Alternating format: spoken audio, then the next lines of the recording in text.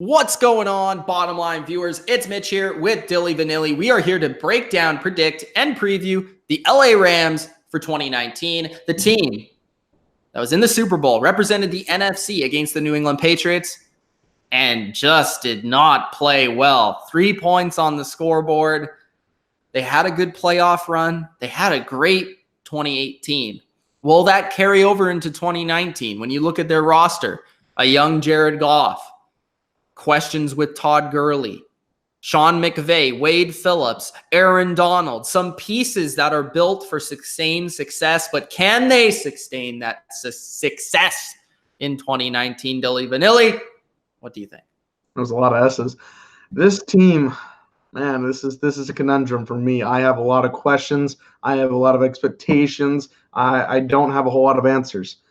My record for the Rams team in 2019 is 10-6.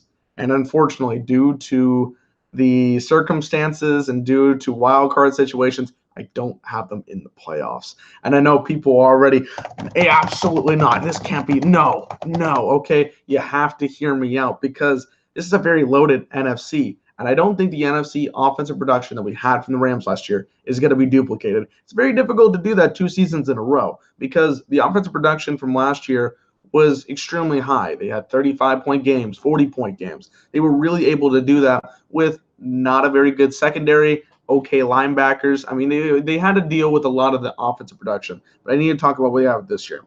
The receiver core, I think, is one of the most consistent 3 receiver cores in the league. We got Cooper Kupp here, who in the first half of the season was really good. As long as he stays healthy, because he was hurt in his rookie year as well. As long as he stays healthy, he's a really good piece. Robert Woods, I think, has stepped into a really great role here, and he's provided himself with one of the best opportunities because he's done really well. And Brandon Cooks, one of those deep threats that I love to see every year, obviously gets those pass interference calls like crazy. I got to enjoy his game though.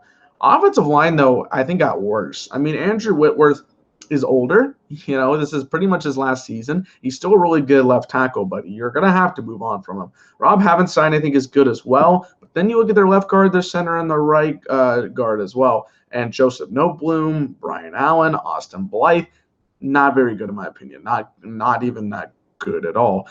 These are guys that you're having to fill in these roles, and I just don't think they're going to be as solid as they were in 2018 because I think this was one of the better offensive lines here, but nothing really special here in 2019. Whitworth's going to be gone next year, so there you go. Tight end, I need to see somebody step up here because there's nothing here for me. Gerald Everett is their number 1 tight end along with Tyler Higbee. Nothing really to stand out here. Now, they do have 3 receivers that can fill in these roles and do well, so I guess it doesn't hurt them all that much, but having a tight end would really help them out here. I'll talk about their offensive positions, their quarterback, running back last. Defensively, they still have, of course, Aaron Donald. I mean, the man's a beast. The man is our modern-day LT, Lawrence Taylor, in my opinion. I mean, absolutely ridiculous. Dante Fowler, I think, is good, but hasn't really, he hasn't gotten that time to be that number 1 for them. Michael Brockers is good. You lost Ndamukong Suh, which I think was a big piece because especially in the second half of the year when he was playing, and especially in those playoff games, he was really, really good. Now you're losing him. He's not going to be there anymore. Tanzel Smart's going to be there. Michael Brockers is there. He's good. Samson Ebukam, that's how I'm going to pronounce it. If it's wrong, my bad. He's good. He's got to give himself a little bit more potential there, but he's going to have to step in here and play as well as he did in the second half of the year. Clay Matthews comes in here, and I'm done with Clay Matthews. I think he's out of it in 2019. He's older. He doesn't prove to this team that much. I don't think he gives this team a lot, and I'm not sold on him. Secondary-wise, I'm sold on some, not on others. Eric Weddle is good, but he's old, so let's see how he fits. Aqib Talib is old. Marcus Peters did not do very good in 2018. I mean, he had a pretty terrible start of the season, and he didn't finish much better. Nikhil Roby-Coleman, the boy himself, the NFC Championship game mastermind, if you will, he's there. He played pretty decently. I think he's good, but not great. And John Johnson is there at safety as well. He's good. Now let's talk about the 2 biggest pieces, Goff and Gurley. Gurley has been told by the world that he is fine, right? But when I hear arthritis in the knee, I don't really think that is selling me for great expectations. And even if you look at fantasy, a lot of other running backs are being taken out of him. I think he's taken like the 6th running back in the game because of this injury. This could be potentially career threatening. And I don't want to have to deal with that. And let's say that he gets hurt. Who is their backup running back? You have no more big boy C.J. Anderson. You got to deal with Malcolm Brown and Darrell Henderson, who I think is good. He has the potential, but he's not going to be able to step in the role nearly as much as Todd Gurley. And that's who the offense is set around, Todd Gurley. Without Todd Gurley, this offense is falling into pieces a little bit. And then you got Jared Goff, who has not sold me as some of these quarterbacks, on some of his counterparts here. Guys like Carson Wentz, when they're 100% healthy, I trust him. I trust him in his role. I'm not trusting Jared Goff. I feel like Sean McVay has kind of held his hand for a little bit. Sean McVay has given him the keys and really helped him out, which is a good relationship, good chemistry. But further on in your career, you're going to have to step away and make more plays. And I just haven't seen Jared Goff do that, especially in key situations. You saw it in the game against the Bears. You saw it in the Super Bowl against the Patriots. When there are better defenses stepping up and trying to force you to make plays, I haven't seen Jared Goff make those plays. And that's going to be a big key in 2019 when they face one of the harder schedules in the league because they were the number 1 team. They're going to have to play teams that were number 1 in their division or in other divisions in the NFC, so on and so forth. So I've got them at 10-6. I know that might be harsh, and I know a lot of people are going to come at me, but I just don't think that this team is going to be as consistently good as what we saw in 2018. Oh, man, I thought I was going to be the one to really critique and analyze and go in depth on these Rams on why I dislike them. Well, Dylan was the highest on the Rams in this video. He had them at 10-6. I have them at 9-7, bro. The Rams, to me, there's a lot pointing towards negative regression for the Rams this year. It's just like, look at it, all right? They lost the Super Bowl.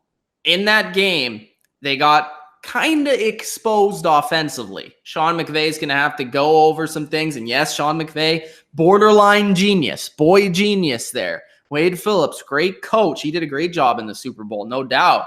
But they lost some pieces that I think people are not really looking at and taking into account. And that loss is going to impact them this season because Super Bowl losers typically do regress the season following. Plus an NFC West that's going to be better because I do really believe in the 49ers as a very talented team this year. The Seahawks are solid always. And the Cardinals have better quarterback play and an overall more talented roster. So this is a more talented, more difficult division. And like Dylan said, this schedule, man, they play the NFC South with, we know, the Saints, the Panthers, the Atlanta Falcons, and they play the AFC North with the Steelers and the Ravens and the Browns. And then they play the Cowboys in Dallas. They play the Bears. Those are a lot of difficult teams to play. So they have a very challenging schedule along with a more challenging division. And those losses, I'll bring them up. Roger Saffold, perhaps the most underrated loss that they sustained. That's where I have the biggest concern offensively is their offensive line. Joseph Noteboom, Brian Allen, Austin Blythe. This is not a very talented interior offensive line. An interior offensive line that was part of the reason why they were exposed in the Super Bowl. And many teams are going to take that game plan and replicate it against them throughout the regular season this year and attack that interior offensive line. Jared Goff is not Russell Wilson. He's not going to move away from the pressure the way that some of these quarterbacks do. He's a sitting duck back there, and if he's under pressure, he is going to throw the football to the other team or he's going to make mistakes. I don't trust him, as Dylan says, as a carry the team type of quarterback. I think he's good, but I don't think he's a carry the team to the playoffs or to success type of quarterback. I think the engine of this offense was Todd Gurley. And if Todd Gurley is not at 100% or misses time, this is a huge loss to this offense and to Sean McVay's scheme and what he wants to do. Cooper Kupp, awesome. He's the red zone presence. He is the third down guy for Jared Goff. That is going to be a huge addition to this team once again. And Robert Woods and Brandon Cooks are great.